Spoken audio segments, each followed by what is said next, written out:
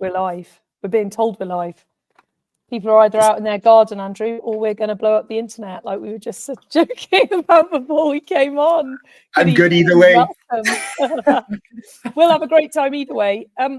Welcome. Thanks for coming on of an evening. I'm very grateful when guests come on of an evening when it's summer holidays and kids are off and chaos ensues. So thank you and welcome. And there's so many places to go. I'm gonna calm my excitement down and first of all say, let everyone know a little bit about who you are and where you come from and where you're speaking from. Because as I said just before we came live, actually, you were referred by Grant Zetmeyer. You're his coach. I've got a lot of time for him. He does property stuff with me. If he says you need to speak to this person, I take it very seriously. So you've kind of been in my life for a long time because you've been in his life, but actually, I don't really know you, which is why I love this podcast. So let's just say to everyone and anyone listening, recorded or not, we are going to talk about what we're going to do together in September. And it's also really valid of who you are as a coach, some of your beliefs and thoughts about the whole world of coaching and all of that, and where you're speaking from, which is, I think it's really important for people to understand where a guest on this podcast is coming from. So do you want to give us a little whistle-stop tour of your life to date before we get into the... Right on it. Yes, Alexlouise, thank you so much. I mean, thanks for having me on. I mean, it is a pleasure to be connected. Like you say, this evening, just giving the best of what's inside of us. I mean, to keep this surface level, I mean, I sometimes refer to what I call the small s self is a stereotypical guy from the valleys who just tried, an insecure overachiever, overthinker that really has done great things out there in the world, but just knew something was off. There was just a feel of something's missing. And I mean, you know, that's from, you know, a 6-7-year-old me, and from the sort of the overthinking patterns of the end of life to health and overthinking my health and onward and even into sport, just consumed by overthinking. So I just thought that was life. Yeah, and it got me good in businesses, built a few businesses, and now I find myself deepening the learning curve of life and deepening my understanding of life, and I've now found myself and labeling myself as a coach, as a guide, as a mentor, and that's been interesting over sort of like the half decade or more. But I suppose it's been a decade of diving deep. And I mean, it started off through my constant overthinking about my physical dwelling, about this earthly dwelling that is our body. And I just thought, wow, disease ratios and ill health and just mobility and so it was 2016, and I just thought I'd like to understand physiology, biology, what makes us work, what down-regulates us. And at that time, I didn't even know what stress was, different strings of the nervous system. So anyway, I went off and I thought, yes, it's all about certifications. Let's learn about the body and physical health and biology, and got involved in a lot of schools over in the US. That seemed to be the place to go. And that was beautiful. I learned so much. I'm forever grateful. And then end of 2018 into 2019, I thought, right, I'm this machine. I've got all the answers. Come and speak to me. I know it all. I'm superior. That type of thing, innocently full of love for myself back then. And I just thought, I can coach. I can help people. I can help them optimize. I can help them get back into energy and all that good stuff that helps. And it was beautiful. I mean, I started off, as a coach, and then I just thought, well, people know what to do at some level. Why don't they do it? And then that just set me off in this direction. It was all about psychology. So it was about this and about this. And then that just opened up doors and channels. And in the end, I again, it was all about certifications at the time for me. I thought I got to prove myself because that was my engine. It's about, getting the certificates and that I can do this type thing. And anyway, that was a journey, and I got heavily involved in the Tony Robbins School over in the US. Jumped into a couple of schools there. Got certifications as a strategic intervention coach, and I mean, wow, how beautiful, how blessed and grateful I am, to understand as best I can the physical vehicle, as well as why we do what we do, or why we don't do what we want to do, type thing. And then that deepened me as a coaching entity, if you like. And that was beautiful. I'm just fortunate to work with so many clients and help them change their life. I don't do anything. I'm just a mirror. I hold space. And then I was introduced to the world of the 3 principles, which is it's non-conceptual. It's not best guesswork, because a lot of like psychology and sort of nutritional coaching and health coaching can be that. And my head was turned, and it changed my life so much. And I've just seen such a change in my clients' lives as well. So I mean, I don't know where I'm rambling yet. I'm hoping I'm on point with your question, but I mean, I just came from a place of I wanted to achieve. It was very much, I'd like to speak to this. I was hypnotized into an outside-in understanding of how life worked, and it was all about the grind, the struggle, the clawing, the scramming, and the next, the trying, and the doing, and the stress, and eventually as severe as burnout and things like that. So hey, I'm on the learning curve. I'm a student of life, and I forever will be. And I think any coach that is a super coach is a student of life. They know they don't know. Yeah. I can certainly. Oh gosh, I can so resonate with that. I think the more I learn as a coach, the more I realize I don't know. And then even that, I don't know if you ever get this. I go, oh gosh, have I done people a disservice because I know this, and if I'd have known this then, and all of that. Well, it's like there's no ending to the learning, is there? There's always like the next thing. And I loved what you said before we came on about the deconstructing and the like coming back to self rather than this outside in world. And the more work I do, and the more, and I think specifically recently doing more like body work and embodiment work rather than it's all in the mind and, like you say, routines and do this and do that. And it's like, actually, how's my body? What do I need? How am I feeling? Like inside out rather than the other way around. And it is just, there's so much out there that's not that. There's so much out there that's, if you do this thing, I was talking to Charlie about this, who's been on my podcast recently, and he's talking about how people think a thing will do a thing, but actually the thing doesn't do anything. And it's that external, if I do this course, or if I read this book, or if I do this routine, I'll get to this place that I think I'll be happy. And it's like, actually, there's such peace in going, oh, it's not any of that. It's like, let's pause and come inside. It's magic. It truly is. I mean, you're right. We've got the kit. We've already got the kit. We've got an entourage. We've got an iOS update. We just don't know it. Yeah. And we go out there for it, whether that's a place, situation, a person, a thing, a business. Yeah. And I'm not against all that stuff. I'm in that game myself, playing a pretty big game myself. But it's not going to give me what it can't give me. So, I mean, the when I speak to the outside in, I call it a misunderstanding, because I'm making this up, and 99.9% of the world are hypnotized into this innocently. And that is nothing other than the world goes on out there, outside. And that could be our past, could be our future. And again, it could be with a business, a person, a place, thing. And that is directly giving me a feeling. And life doesn't work that way. We are tricked into that life works that way. So we make it about playing full out in these little domains. But inside out, to me at least, is that we are only ever feeling our thinking in this moment. And that's all we will ever get. To use a Tonyism, what you focus on, you feel.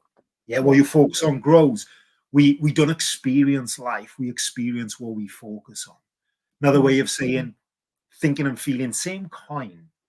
They don't necessarily happen at the same time, but what we think we feel that fast. Mm. And knowing that, and I liked what you said about we can go out there, we can read, we can get lots of information in a beautiful tool like a podcast, a book, a seminar, communities. How beautiful! But again, it's information, not wisdom. Wisdom is inside. I'm not talking inside our body, but a formless energy. I want to keep this surface level. But that wisdom, I can't give Alexlouise wisdom. I can hold space and a mirror and ask quality questions and provoke for you to unlock that wisdom. And once you do, you will have a feeling, and all the information is in that feeling. It's when you know what to do. It's just fully loaded. So that it's, I'm trying to simplify as best I can the outside in versus inside out. But once you, not at an intellectual level, but at an embodied level, that's how life works. It can change everything. That I'm living in the feeling of my thinking moment to moment. Perception is created. Like, we don't create reality. Reality, this is form, everything around me. I'm not creating this. But my experience of all this, I'm creating. Alexlouise is in her own sort of virtual reality headset booth, creating her own experience of reality. We've all got that. We've all got a fingerprint. So everyone's doing the best with the thinking that looks real to them at the time. And me and Grant were speaking to this last week, in that we don't see things as they are. We see things as we are. And there's numerous studies on this. It's reinforced and backed by science. So the search is over for that. And that's what I want to bring to the workshop. I mean, if anything, Alexlouise, I love philosophy. I love the Tao Te Ching, Lao Tzu, it embodies simplicity, compassion, and patience. And bringing more of that into my life, and even getting back to that place inside of me is, it doesn't mean non-action and I'm just letting life go by and I'm all passive. You create exponential impact out there by not forcing. And the misconception is we go out there to condition it. We need to do sets and reps out there to condition our well-being, our mental health. And I just think people are just looking where the light's better, and it can't be found out there. So again, conscious that I don't want to take this to, I want to keep people engaged and make this fun, and we can pitch and catch lightheartedly. But honestly, knowing at an embodied level that the way life works, it puts so much heavy lifting and thinking that's constantly on our mind. What would you say to someone listening to this who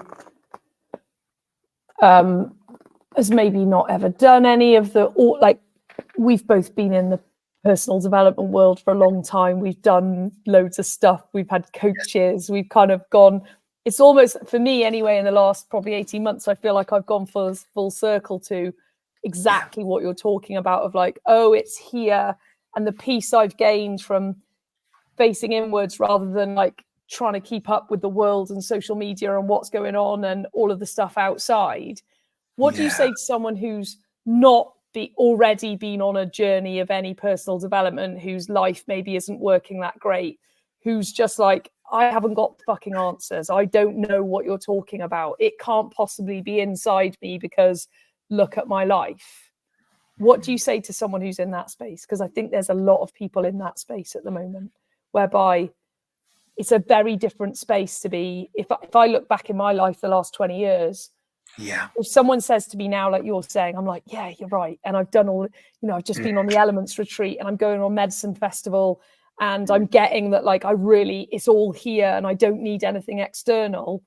If you'd have told me that maybe 5-10 years ago, definitely like 32, when I'm in the middle of my midlife or quarter life crisis, as I call it, and I'm divorced and my life's a shit show. And yes, all right, I'm financially free, but literally every other area is like, ground zero of 9/11. Like, it's just horrific. If you'd have said this to me then, and to anyone in any version of that, you know, whose life just isn't working, how do people, what would you say to that person, to that version of me that just is going, no, Andrew, look at my fucking life. It's chaos.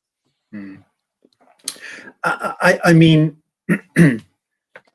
I always use. Yeah, sorry, go on. No, I'm just saying. I mean, it's a lovely question. I mean, it's fully loaded, but the again, embodying simplicity. That's all I'm ever looking for, is where people think their experience is coming from. Yeah, we all got a playbook for life, how we expect our life to be.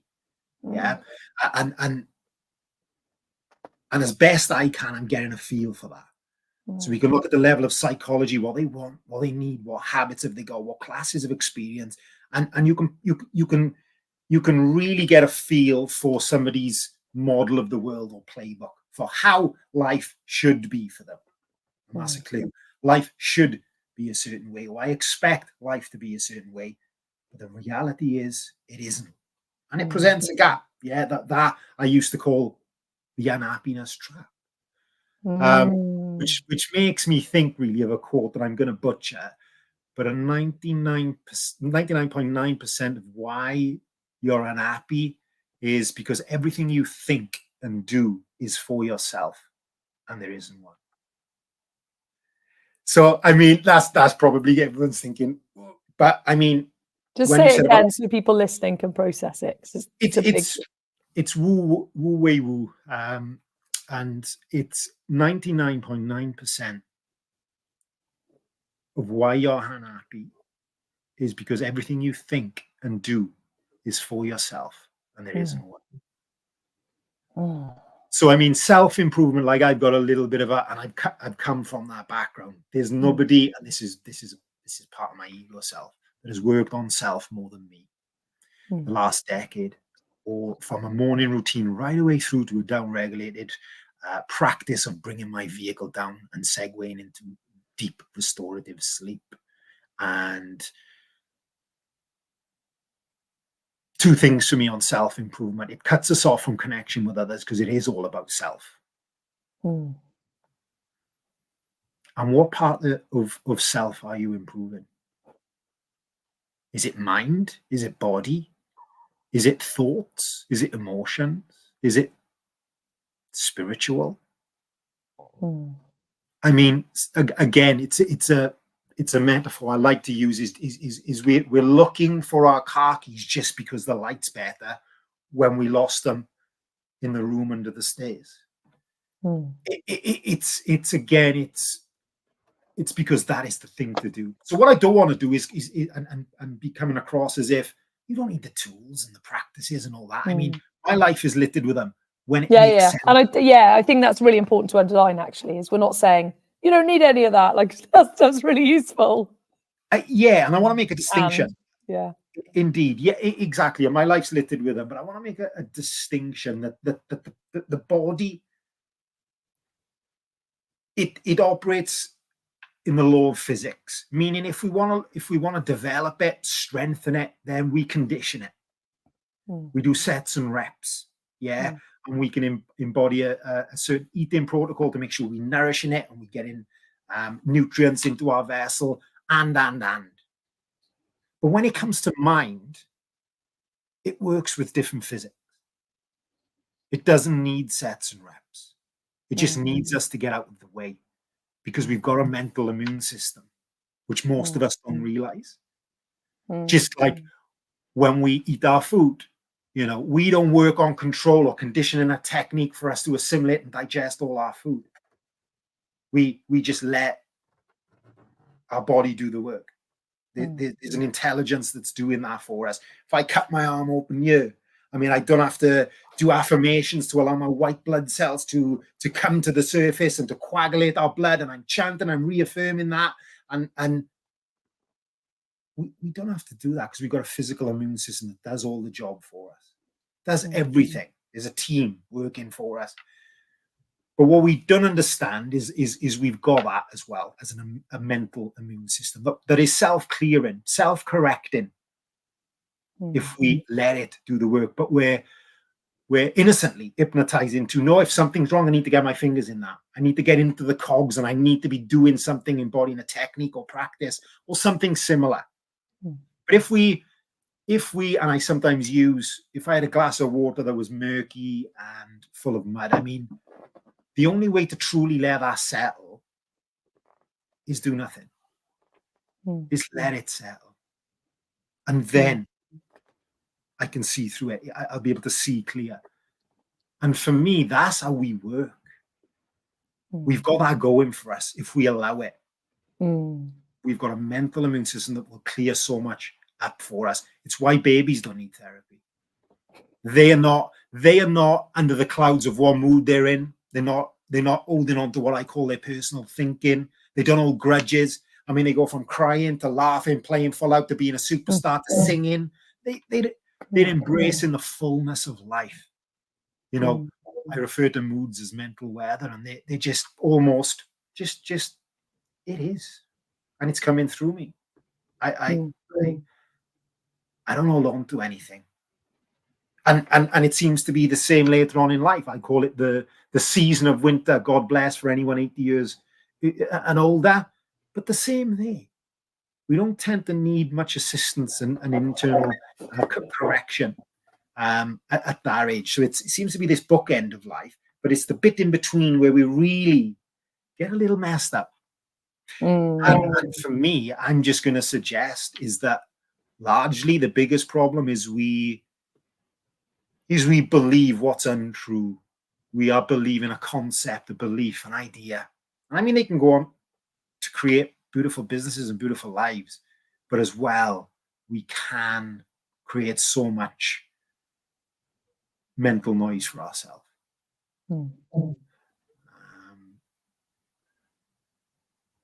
But most of us don't know that. Most of us don't know that we're all diamonds. And I'm going to use a Michael Neal quote here, but we're all diamonds covered in horse shit, covered in nail polish.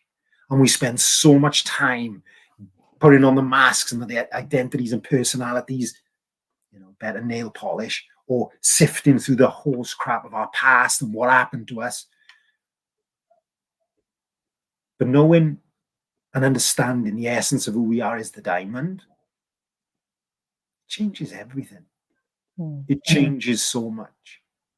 So going back to your question, I know I rambled a little bit there, but if I had that person in front of me, well, actually, I would be as best I can, as much as I'd be getting a feel for how they see their life. I'd be helping them turn their gaze inward to first understand, well, for example, frustration. Where do you really think frustration is coming from? Well, this, are you open to role playing? Yeah, always. Well, I've got feedback again on our, hang on a minute. I was just leaning on this cord, so I don't know whether it was. It could be. Yeah, it stopped again. No, it hasn't. We've got feedback, and then I'll get. Let me just check if there's anything we can do audio-wise. Echo cancellation. Let's try that. I think it's gone again. Shall I talk? Yeah, go for it. Yeah, no, it's okay now. When I can hear my voice repeated back, so I don't know why, because we're both on headphones. But anyway, we're good. Yeah, let's do some role play. Well, okay. Well, we can do that, but first we'll see if we can get it this way, because I was in the sauna earlier, and it's a typical sauna chat. And I mean, if I'm ever in a sauna with anyone, don't think I'm trying to work out your life or thinking I'm listening and you know, never from a judgmental place. But there's two guys speaking, and the one guy said, "Well, how's things?" And he was like, I'm struggling at the moment, just lots of stress." Innocently, that was reinforced by the other guy, because he was said, really, what's going on? And the other guy said, well, it's the business. We've just got a load on. We've took on some new staff, and it's a really busy time of year for us in the summer. So innocently, that there is outside in misunderstanding. The source of stress is coming from somewhere outside. and we are feeling it directly. Doesn't happen that way. Life does not work that way. I'm not saying that the guy was not stressed, but what I'm suggesting is that the stress is being created from him through the power of thought. He might be overloaded. That's a fact. That is circumstance. That is happening. But his experience may be overwhelmed, frustrated, stressed. Is created from inside of him through the power of thought. Yeah. But innocently we reinforce, and we go outside and we want to pin it on a person, a place, thing, a circumstance, situation, our past even. And again, full love for that. Me too. I don't know how many times I've lied down and had space, hell for me to rewrite my past, to go back as that 6-year-old, even the day before, the Freudian, just go back and rewrite that, integrate it with your 12-year-old self, 18-year-old self, 21, and the current self, and that's all useful if the world does happen out there and it directly impacts how and what we feel. But when it's in and set out, if I don't think about it, it doesn't exist. And that's not denial. But if we don't think about it, it doesn't exist. So a lot of what we've got in the past, capital T truth, likely happened. Stuff for me too. But Sydney Banks, beautiful quote, enlightened Scottish welder. And he said, going back in the past to work on negative emotions is like trying to blow out an electric light bulb. And I mean, for some, that could do that. For me, it hit me right in the chest. I was like, wow, I've made the last decade of my life has been improving self, working on me, working on clearing up my past, rewriting the content and the structure and the context of previous experiences, and doing the best I can there. And I was using that as an intervention in clients as well. But if you don't think about it, it's not a reality. We drag that old stale thought that was once a reality through time. Think about it now when we feel it. And it's the same with the future. The big boogeymen and scary monsters of the future, we rev ourselves up. Whether that's a public talk, building a business, exiting a business, whatever we work on. There's nothing that can help a feeling transfer through time. So that future event, talk, person, whatever it is not giving you that feeling. And seeing that insightfully changes it all. Nothing to do. It does most of the lifting for us. It changes how we feel. Because we don't need to change how we feel. That's another misconception, is that there's no solution to a feeling. There's no solution to a feeling. So, I mean, we'll come back onto your question. Is that's the space I'd be encouraging for somebody that is like, okay, maybe I'm financially free, whatever, or I'm in a certain area of life and I'm good here, but look at the rest of it. And I'd be encouraging to turn the gaze inward and to look at what's creating that experience for you. And if it is frustration, where's frustration coming from? And it's self-created, moment to moment, innocently. Me too, I'm not immune to this. But seeing it is infinitely more powerful than needing to do anything about it. Because once you see it, you take the power out of it. Yeah, and there's something very powerful about that switch of when we're going, oh, I'm creating it. If we create it, we can change it, accept it, switch it, give it up, stop it, whatever. But when it's, oh, that's happening outside to me, like going back to your two guys in the sauna. Yeah.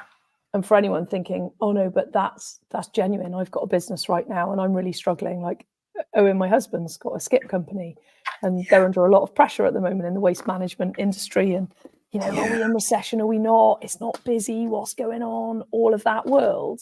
Yeah. And it's like, even with all of those valid external circumstances, how we deal with it as humans changes everything. And it's like, it speaks to why you can watch one person go through the same thing and deal with it completely differently, because it's not the thing that's happening. It's the, how's that person, like you say, how's it, what's the lens that they've got on, what are they making it mean about themselves, all of that world. And I think if I look back at all the coaching I've ever had, the most confronting coaching I've had was, and most freeing at the same time, right, is I'm the source of it.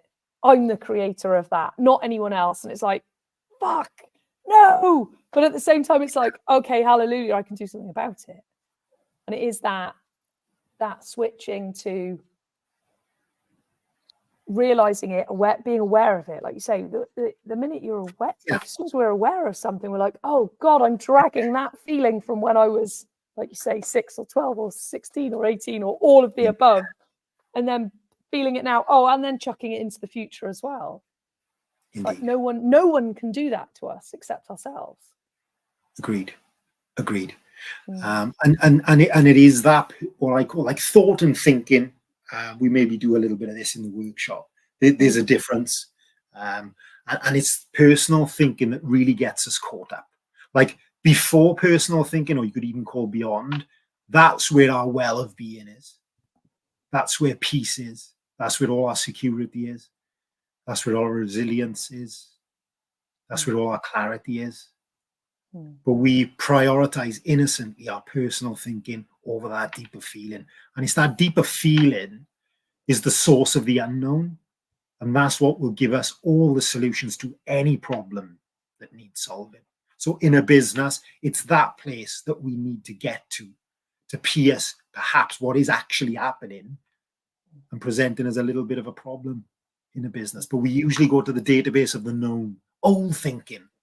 And I mean, all the great innovators in business, they tap into this infinite potential that we've all got access to.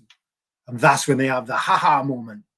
Archimedes with the eureka moment about when he had the density of the crown, and he just happened to be bathing. And he got in a bath and he could see as he submerged in the bath, the water was rising. And he thought, wow, if I can put the crown in the water, I can test the density and therefore the authenticity of the crown. He cracked it just innocently. And that's when we get our best ideas, when we're out of our habitual thinking, our patterned thinking, and we're either walking out in nature, or we're in the shower, or we're driving the car.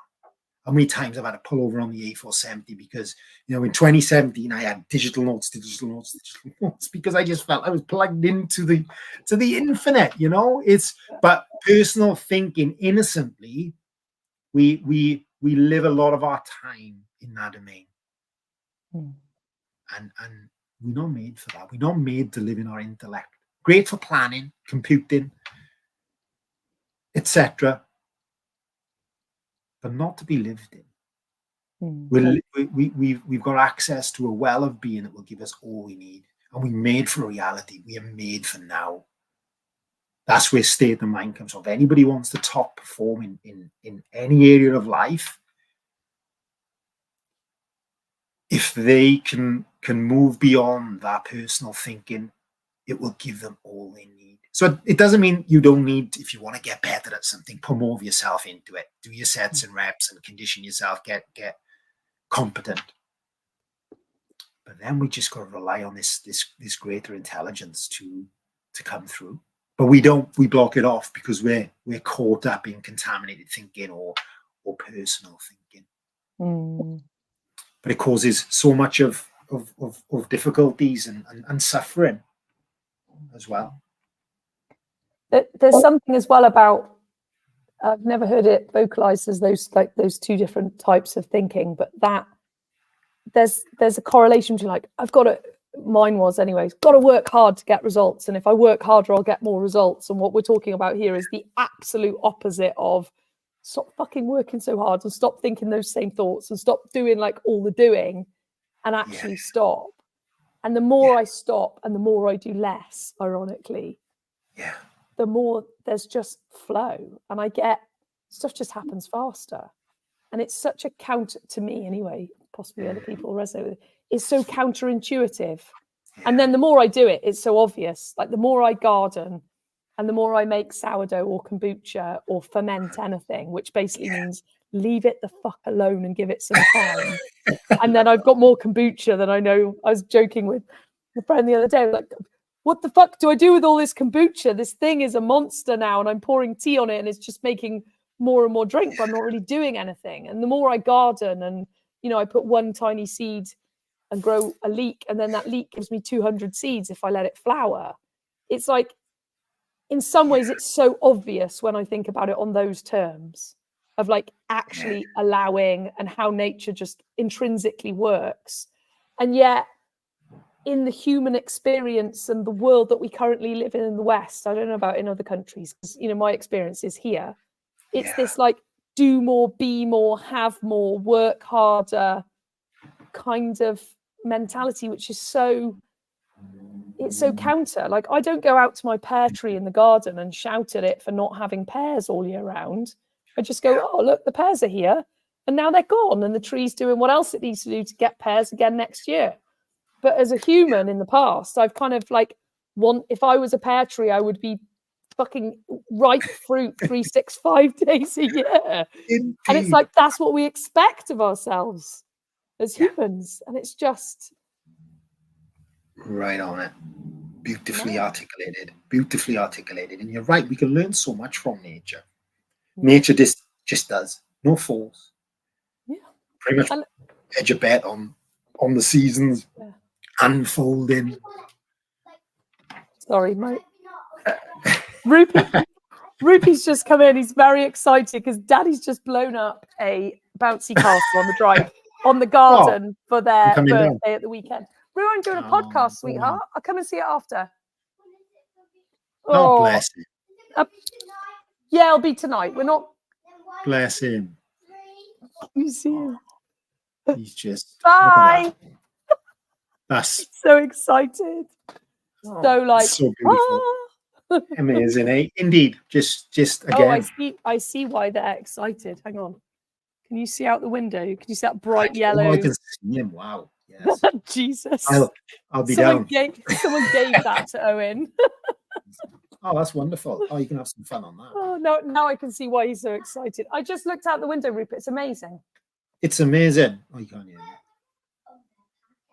Where are the Pom Bear packets? There's none left.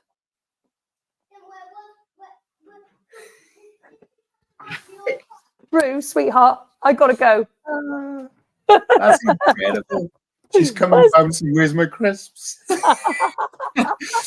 But do you know what? Though you are right. That non-forcing, non-action. People think, well, will anything get done? Yes, exponentially. You'd be surprised. But you're right. I mean, work harder is that was me. I mean, I had so many, even decades of that, of just working harder. And there's a place for that. Don't get me wrong. Yeah.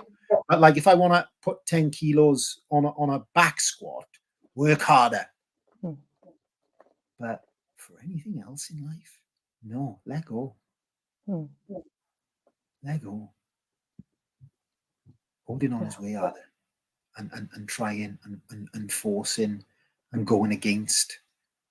And it, there's so much beauty and clues in nature, living by natural law. Just, and again, that's a filter for me. If something is really complicated, it just doesn't seem appealing to me. I just want to embody simplicity as best I can. Simplify. Does it make sense to me? Does this feel good? It really is that. But you're right, non-action. I know we're waxing sort of a lot of Lao Tzu here, but I mean, the Tao Te Ching, for anyone, I've loved those 81 chapters. There's so much in there that is a great unlock.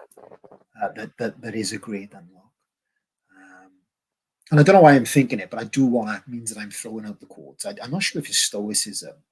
When we're talking about personal thinking, getting us caught up and then determine how we show up, how we behave, therefore the results. And a lot of people, like your question about people in life that are like, they feel like something is in order, but the rest is like, I'm struggling, I'm stuck, I'm suffering. Is, The sky doesn't never care what weather comes through it. And Marcus Aurelius, I think, said, let the birds of unhappiness fly. Just don't let them nest in your hair. And that's the thing with thought, thinking, and feeling, is we're not immune. You know, we make life about, well, just give me the good thoughts, the positive stuff. How can I have better psychology? How can I have better conditioning, better habits to really enhance our feeling state, our experience? But nature of thought is that. Like when we let it settle, fresh thinking is along. A new thought comes along. Therefore, a new feeling. But we innocently don't realize that. We don't know it. We're not taught it. Yeah. But understanding that I don't really need to do anything with a mood, with a negative thought. Sometimes we're taught to, but if we don't, the mental immune system will clear it up for us and will give us what we need when we need it. How beautiful is that? How beautiful is our design? Nothing we need to do. 400 trillion one chance to come here. We're the light of the earth. Like when you ask me the question of who am I? Well, I'm divine energy featuring as form, talking to Alexlouise. You're the, you know, and I'm not being too esoteric, but that's who we are. We're already whole, complete, worthy. Self-worth for some people, like if I'm working, and I often ask this question to my clients, what's your level of self-worth? And it's constantly in flux, because that's the nature of thought. Our level of self-worth, our worthiness doesn't know about self. So what we are feeling, we pin, oh, it's low self-worth. Doesn't even know we exist. So good luck if you're showing up on the back of your level of motivation or self-worth or self-belief. Because next Monday you might be a level 10. That's just the way we are designed. And I think we've always been designed that way. We always will. Not our domain. We don't need to get our fingers into the workings as innocently as it may seem. Does that make sense? Yeah, absolutely. I've got feedback again. This is really bizarre tonight. I'm wondering if it's my headphones. Hang on. Yeah. It's gone on mute. It's magically muted. Yeah, it's yeah. I muted. Took the headphones. Can you hear me? Yeah. I think. Yeah, I was just thinking about when you were talking about it. There's something about just thinking about my own past experience of there's a not doing anything and an accepting about emotions, whatever's going on. And I think that, and the difference as well is, in the past I've absolutely suppressed them, denied them, pushed them away, tried to not think they're there, almost as a trying not to deal with them, thinking that's the same thing. And actually it's not. It's like, you know, that kind of world of not wanting to face what's going on, and non-acceptance of either a reality, quote unquote, in front of me or an emotion internally. It's that like not wanting to deal with that has got me in the most, quote unquote, trouble. You know, it's like the non-acceptance and the suppressing of something rather than the allowing that just makes it worse. I mean, Owen, my husband, will even joke with me. He's like, you know, you're going to cry, right? So you may as well just do it now rather than like forcing the day through and then it'll come out later. And I'm like, fuck you, I've got a date. You know, but he's like, you know, you're going to cry anyway, so you may as well get on with it. And I'm like, no, I can't. I've got clients in half an hour. And it's that kind of fight against what is that has had me the most stuck, I think, over the years. And the more I'm allowing of it, it just just disappears. It's almost like looking out the window going, oh, it's raining. I'm not going to take the dog out in the rain. I'll wait till it stops. Rather than going, I'm going to take the dog out, and then going outside and going, oh, actually, the weather's not too bad. It just looked worse from the inside. Yeah, nice. You know, that just non-acceptance and trying to fucking walk the dog when the weather's better. It's like, just go outside. Oh, look, it's not that bad. Yeah. And thank you for that. And what I heard is what I often reference is you know, we are powered by mind, consciousness, and thought. What I call the three principles: truth, principles, not our best guess, truth for all beings. The fact that you and I are doing this evening, we're alive, we're aware, and we think. High five to that, right? Now, we are powered by mind, and thought is the reality principle brought to life by consciousness. So if you think about it, use your weather metaphor. If sun is our mind and sky is consciousness, then that's the essence of who we are. Why do we spend so much time trying to fuck with the weather? Which is thought. Yeah. Which is thought. Better weather, moving the weather, do that when the weather's better. Just give me better weather. I won't. When really, who we are is not broken. It's whole, is complete. Is the energy of life. It's connected to all things. We've got a natural intelligence, and we can all take a day off controlling what we think we've got control over. You know, it's no matter how hard the surfer is working, the ocean is doing most of the lifting. Yeah, I like that. But again, because we think that life happens and gives us a feeling direct, and our circumstances and things go on out there, then we cope. We learn to cope the best we can. We get coping strategies. We want the tools, the techniques, the practices to best deal with, well, I want to feel this way, or I at least need to control and limit. And we try and bend and manipulate and shape as best we can. And we don't need to make life about that. Because life happens one way and one way only, and that's inside out. We only ever feel our thinking in this moment. That is it. It gets rid of so much for us. And you're right, like you said, it will pass. Now, what am I saying? Just to let your feelings come, do nothing with them? No, because when you're in touch with that part of yourself, you will hear wisdom. And that could be, well, I need to take action on something. Well, I'll need to follow through on this. But that comes from a calm state of mind, not a revved up, overthinking mind. Any decision made out of fear is almost always the wrong decision. Yeah. Yeah, and that it's almost I think sometimes for me in the past, less so now, but it's almost too simple. You know, but like drink water, eat great food, trust how you feel, in the sense of like, if you're really fucking tired, maybe you need to go to sleep. Maybe you need to stop trying to do that thing. Yeah. Feel like you need some fresh air. Maybe you need to go outside. It's like that almost in the past, what I used to do is I just ignore it. So it wasn't that it wasn't even there. I used to think it wasn't there until it was pointed out to me. It's like, no, you know what you need to do, you're just not doing it. Because I'd be overriding it with, no, I can't take the dog for a 3-hour walk. I've got fucking work to do, or I haven't got time to cry right now. I've got clients in 20 minutes.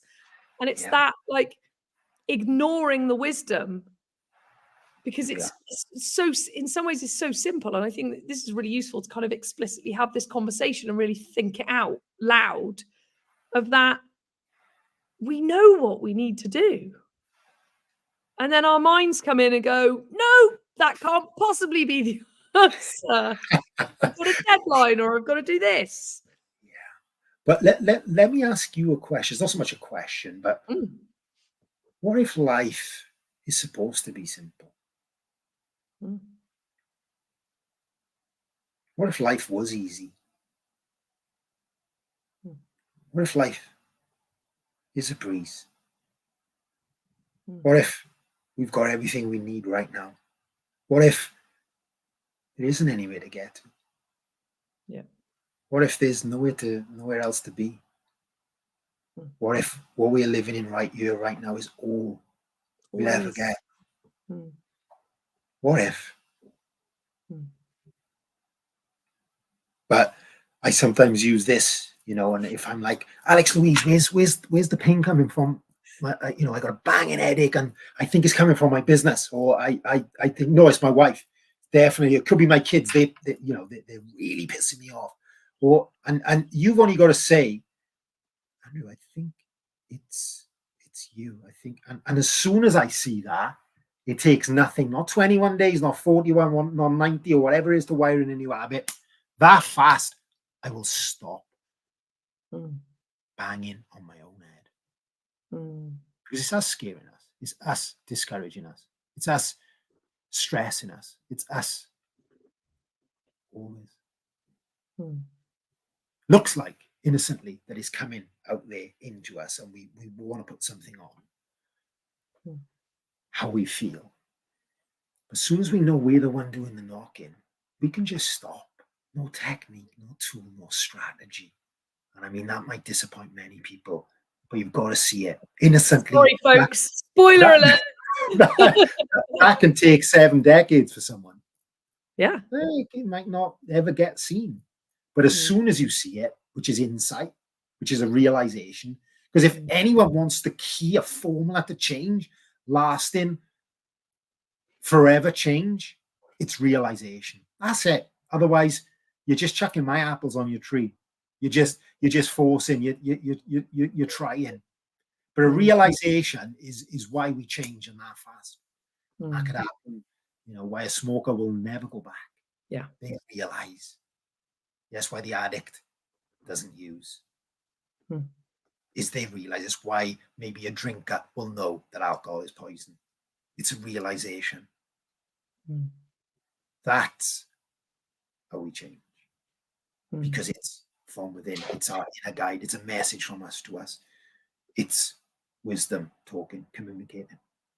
That's our iOS. That's what we've got going for us. We've all got that. We just don't realize it. And how can people start to bring that awareness? Like, what would you say to people listening to this who's like, okay, I'm kind of getting this conceptually, but I don't, like, how do they bring this in? How do we remember that when we're underneath all of our shit that's going on and all the layers and all the stack? And indeed, it's a great question, and there's many ways, no doubt. There's many ways, but I mean, understanding what's creating experience will do it for you, because what you said is the word awareness. A shift in consciousness or awareness. That's why a mirage can look like water from this level, but as soon as I climb, well, there is no water. I'm more aware. I've risen in my level of consciousness. So even understanding, not intellectually understanding, well, what I'm feeling is my thinking, and life happens inside out. That alone can raise awareness. No practice, no technique, nothing to really do. I mean, you can enter a meditative state and use meditation as a vehicle. Yeah, you might enter that state of awareness, walking the dog, connecting with nature, in a beautiful conversation with a friend. It talks to you. Wisdom finds weird ways to communicate to us. It really does. So as much as we can have the lovely, beautiful tools that we've got to do it, we're only ever one thought away. One thought away from completely transforming everything. And if we allow that space, that fresh new thought, that insight, that realization will come through. And I remember a coach once said to me, because I asked a similar question, and this spoke to me as a just clawing through life, scrabbing, grinding, and looking for achievement and success and all the labels.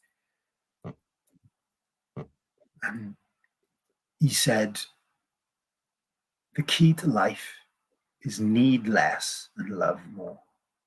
And again, it just spoke to me. I'm like, yeah, that simplicity in life. Like, we do put it on stuff. 10,000 things, materialism, status, recognition, what I do. And that's all good, playful out there, by all means. It's not gonna give you what it can't give you. And needing less, love more was just, that's the oneness of it all. Like love, we're all in love. In this conversation we're in, and I mean, to metaphor, we're in like a swimming pool of love. Whether we're having an argument with a business partner, we're still in the swimming pool of love. Whether we're writing a book, whether we're walking the dog, whether we're bungee jumping, whatever, we're always connected. We're always in that swimming pool of love. And knowing we got that going for us is infinitely more powerful than needing to do anything about how we feel, or try to control how we feel, any of that stuff. So it's a raising awareness will shift everything, for sure. Being more present, and that's not so much just like you know, but just being where you are now as best you can, calming down, letting yourself to settle, and honestly, you're opening up space for it to come through, for it to talk to you, for it to present, for it to pierce any limiting belief. You want to get rid of any limiting belief? I mean, you can make them known and you can work around it. You can do a self-inquiry that it's not true and all good stuff, beautiful interventions. Or you can get an insight and you'll go straight to the middle of it.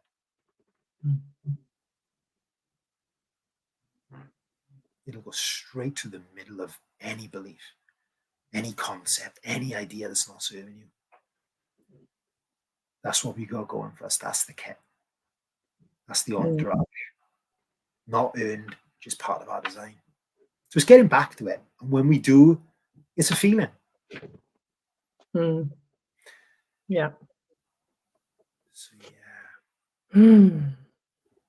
There's something very peaceful about this conversation, and the like, it's kind of paradoxical, right? Because we're sort of saying, actually, there's nothing to it, and then there's everything to it, because this one thing that gets straight to it. Yeah. There's something for me in the last couple of years, especially, where there's just peace rather than all the noise. Like when you take away all of the stuff and all of the strategy and and like you say, it's all valid. By God, some of those strategies have got me through the fucking day over the years. It's like there are things that just, they are useful and they work, but like you say, they're kind of, it's the hard way round rather than getting that insight, and then it's almost like poof, it's gone, like it never existed. And there's something peaceful even about thinking about that as a concept, just like, oh, so all of that noise out there and all of that, just the overwhelming nature of our worlds, and the fact that we carry these computers with us that have all this information and 24 news and adverts of all the stuff that you really should have if you're a good human being, and all of that, like, just relentlessness. Yeah. Being able to be with all of that and not be impacted because of the switching it around to being an inside out job. It's like not being out there within all of that stuff and within the news and within the, like, what's happening in Israel, what's happening in Russia, what's happening over there, what's happening with so-and-so's business next door, what, like, just like coming back home. I think you said before we came on air, like that, just coming back home and just being here, and then being here in the moment as well. Like the level of peace that brings, even with all, like, because all of that stuff I've just described is still going on, like it hasn't stopped, but it's just not, I'm not out there in all those little pieces anymore going, fucking hell, what do I do? How do I solve all these problems? Like, oh, where am I right now? Where do I need to be? Oh, I'm on a podcast with Andrew and we're going to talk about some stuff. And that's all there is to do. And Rupert might come in and tell us how amazing the castle is. You know, like, but other than that, it's just, this is the only place I need to be right now. And everything else that's going on is, yeah. That's it right there. Beautiful, beautiful. And you're right. We're all seeking a quiet mind and a beautiful feeling. We're feeling creatures. All we ever get is a feeling. We're made to feel. We're all deeply, at some level, seeking a feeling, a good feeling, a deep feeling, and a quiet mind. And it's one thought that can take us away from that, and one thought that can bring us back. And you're right. The word you said, that peace, that's a place to come back into, not something to go and get or condition or earn or develop. You've got it. Same as well-being. Like I got a fundamental belief that we don't develop well-being. We've got a well of being. We just need to drop back into it. That's brilliant. And it's there. It's within. And you're right, because while you're speaking to all that going on out there, of course, we're spiritual beings having a temporary human experience. We're all, as much as we can become spiritually enlightened, we're still going to be in our physical earth and having a human experience at the level of our psychology. So we can look at better needs, like there's 6 needs, and we'll do some of that in the workshop. How you're meeting those needs in terms of your rules, your vehicles, what class of experience, what do you really want? Well, what's important to you? What has to happen? How will you know? And we can extract all that. But what was insightful for me is when I, that's beautiful work, by the way. Don't get me wrong. I was a large part of my coaching. I can create a lovely texture to life. But when one of my coaches in this understanding said, well, that's all good, but it's just like rearranging imaginary furniture. Because it's all made up. It's all made up. The beliefs, the concepts, the ideas, what we need, what we want. Because again, what we're seeking is that deeper feeling and a calm mind. It's beautiful that what you described for me is what I heard is the circumstances happening, but I know it's going to continue to happen, but it's not going to dictate how I feel, because how I feel at any moment is home. I can get back to that place at any time. Yeah, it's really interesting having this conversation now in a reflective way of looking. Like just talking about you touched on addictions earlier, and I was like, I've done it all. People who've listened to this podcast know that, I took quite a lot of drugs when I was 14, 15, and smoking, alcohol, caffeine, you name it, harder drugs that are, not legal, and then swap that all out for a work addiction whilst carry on with the alcohol and the caffeine, and then actually doing workout addictions and food addictions, in the sense of like, the do more reps and be healthy, but actually it was really done in an addictive way. And all of that really avoiding feeling and really avoiding dealing with what was there. And this idea of like, we're feeling beings, and not the idea, the fact that like we are feeling beings, and the whole world of the irony for me, for my own addictions, was that I was trying not to feel and to feel something all at the same time, right? So I was trying not to feel what I was feeling at that moment, and using those addictions to feel good at the same time. It's like such a, looking back now and seeing it, and I would say really the workaholism side of what I've been dealing with, I put it to bed in the last 12 months.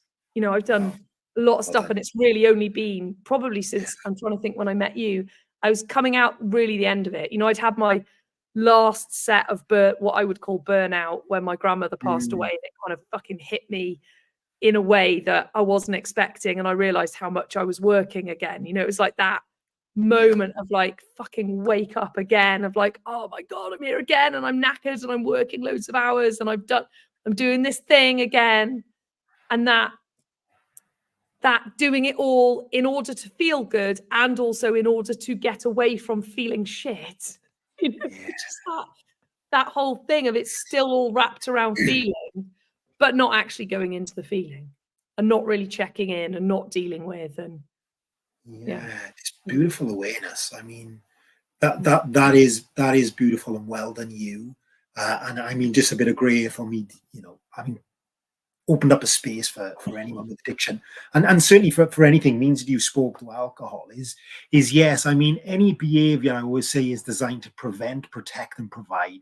So usually at some level it's designed to help us. Like, how clever of us that we use alcohol to numb how we feel because life is stressy. I mean, in a relationship maybe I don't particularly want to be in, and I don't want to say that's, you know, the outside in misunderstanding, but then how clever of us, we have a vehicle to help us numb that feeling. But what happens there, trick of the mind, and at least this is how I see it, is we use alcohol, we drop our thinking, but we blame the change of feeling state on the alcohol. That's all we did, is dropped out of our thinking, which is why when we go on holiday, we blame the beach for the beautiful feeling, but we've just dropped out of our thinking. No down regulation, no technique, no 2x breath, no physiological sigh, no cold water.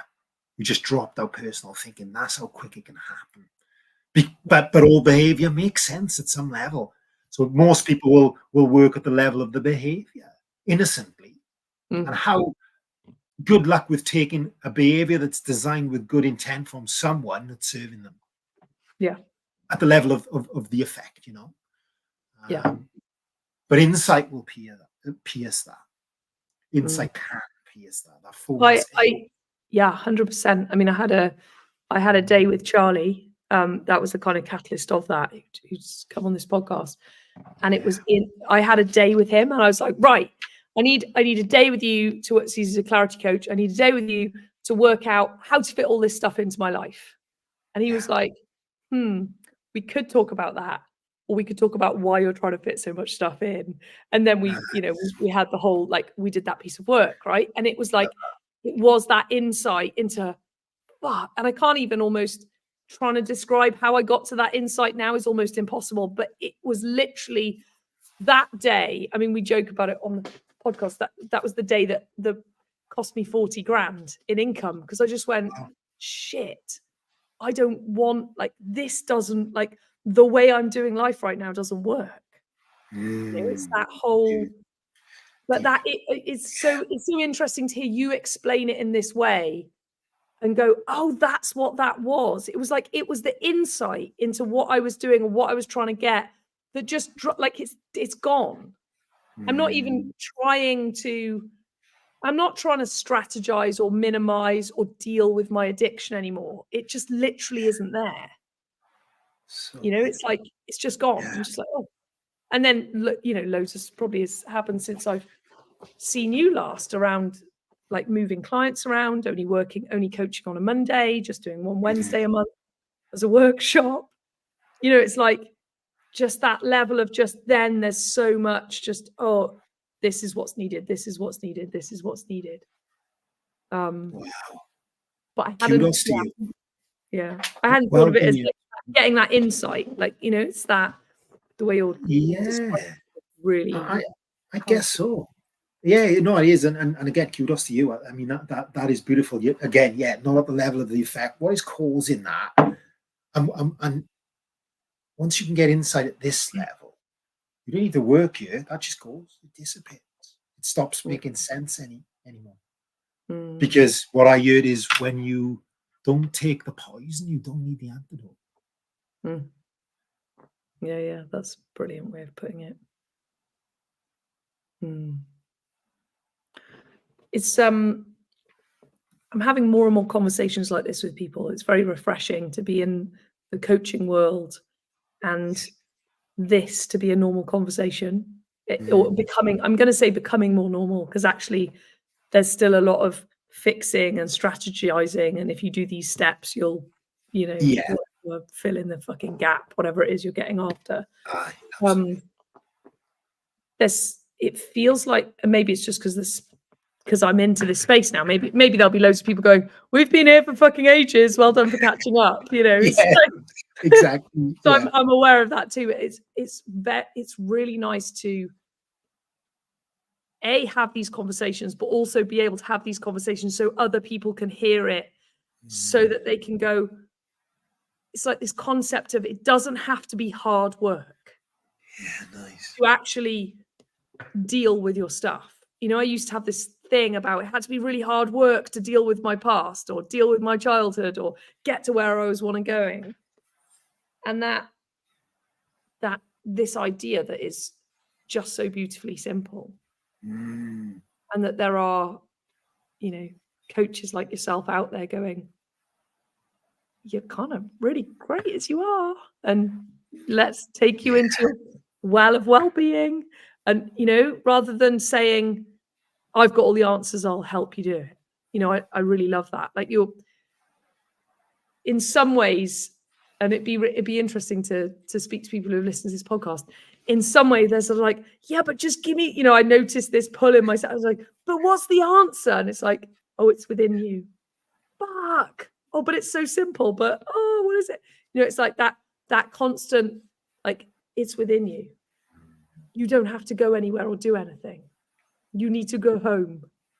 Like that message is such a gift to people. Yeah, it really is. Turn your gaze inward. What comes to mind as you was beautifully articulated, and that is Gandhi. Be the change you wish to see in the world. Mother Teresa, just if you want to impact out there, just go home and love your family. Yeah. And it's a metaphor, but it's another way of saying, yeah, you're already home. We are already home. What you're looking for, you're looking with. And once you're seeing life through that filter, go and play full out, do magical shit. Yeah. Build multiple businesses. Yeah. Because you'll have a feel for, well, I'm doing that stuff because I want to, not because I'll feel at peace or I can breathe or then I can get a source of security. Because you can just be creative and tap into that infinite potential. Not because I'm going to get something on the other side or I'll be happy when. I think that's really useful to underline and say explicitly so that people don't think, oh, so I'll just go home and love my family and that'll be that. It's like, no, it's like you still get to do all those really exciting, cool things that you want to get after, but getting after it in such a different way. So from the outside world, it may look exactly the same. I'm going to actually say it probably won't, because the flow and the ease and the lack of stress will be miraculous to people watching. But once people get in their flow and once stuff just starts happening and it's like, how did they do that? And they look so calm and peaceful. So there is a difference, but the mechanics of, like you say, you can build a business or you can, like, whatever it is that there is to do in the world. It's not that, we just don't do anything. Even when you and I spoke a couple of months ago, it was like, what are you doing? What am I doing? And you were telling me about Tidy Butt and what they're doing and about schools and talking about, retreats and all of that stuff. It's not that just we're not all sat at home going namaste and not fucking doing anything. I think it's really important to say. And the way in which it then happens is just beautiful. Because it's done at peace or with peace rather than, ooh. Aye, chasing. Over there more. What's enough? Yeah, I'm just on a mission, changing lives, one person at a time. Yeah. And I know that could be a cliche, but it's simple. It's as simple as that. You can create a beautiful life. It's happening now. And I love what you said, actually, is we are already home. It's a home game, inside out, all that stuff. We're looking where it's not. And that's my mission, is to allow for the conditions for people to create space to allow that insight. Once they see it once, you'll never have to look for it again. No pushing the groove, no wiring it in. Not repetition. Once you see it, once you touch it, incredible place to be. Cool. I'm aware of the time. I don't know what it is. It's 8:15. So I am aware, because I do have a timer at the top of my screen. And so I do, especially having done on average 3-hour podcasts. I'm then like, okay. Wow, well done. Yeah. Yeah. They're long. They fly by. I could easily sit here for another hour and a half with you. Same. So what do I want to ask you? So if anyone's listening to this and does like what you're taught, I'm going to say, if anyone's listening to this and going, I haven't got a fucking clue what this guy's going to do with me, but I feel like what he's saying is really cool and I could use some of that. Because I think that's the thing with this kind of work, is when we're people helpers and coaches and mentors and all that, but we're going, I'm the mirror, you've got the answers inside, which is something you said earlier.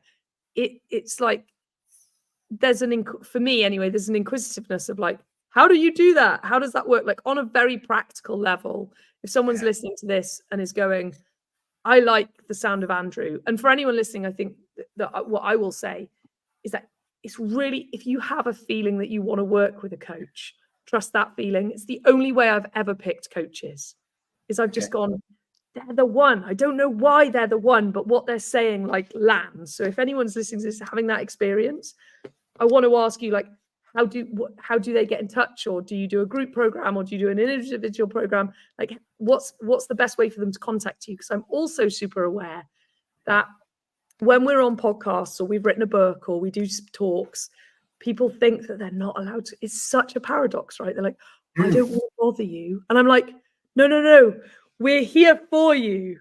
So how do you like people to contact you, or what do you, Well, to be fair, I mean, any of the social channels, LinkedIn, Instagram, Facebook, through Instagram. I've made some changes to my website that'll be up and running in the next couple of weeks, just so that there's something there, a little bit of social proof. It's going to be a simple website. So I got guys in creation with that. And hey, I'm a human being. I care. I'm authentic via any social channels, and through the website.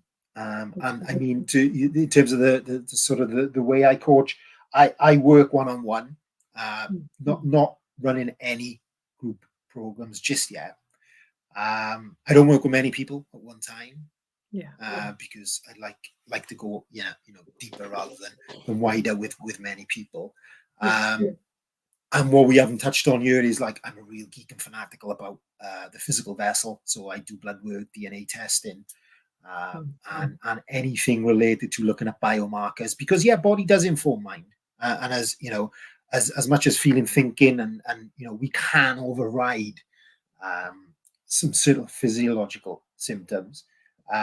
It's important to make sure we're in mineral balance, fatty acid profile, and making sure that we are looking after our physical earthly dwelling. So I love all that stuff too. So like a concierge or a premium one-on-one coaching experience for me is typically six months to 1 year, and then longevity. As much as I think testament to me would be, once you get a real deep understanding of this understanding, perhaps a poor business model, but you may not need me. Once you've got a new model of your world, a new playbook for life. But we get to impact and do our bit. So I mean, that's me. On any social platform, look me up, and we can connect from there. Simple. Brilliant. And anyone who's listening to this prior to, and now I'm going to be really rubbish and not remember the date for it's in September, and the dates will be in all this stuff wherever this is shown. You can come and hang out with both of us for a day at my house. So there's another place to come and work where you actually will be with a group of us. That's quite exciting. I like that. Lovely. That'd be great. We got a good experience here. That day will be immersive. I'd like to do some coaching demos as well, giving a sort of a deeper experience of this stuff. and me. And yeah, like you said, shining the torch on self. So yeah, super excited. I think we'll make it fun, interactive, and we'll be doing lots of whiteboard. Like, it's been hard for me to sit here for 1 hour 20 without diving with a marker and pointing, and I love all the kinesthetics. I will make sure the whiteboard is ready for you here. I do have one, look, in the background on a tripod. Awesome. I will make sure it's there with plenty of pens.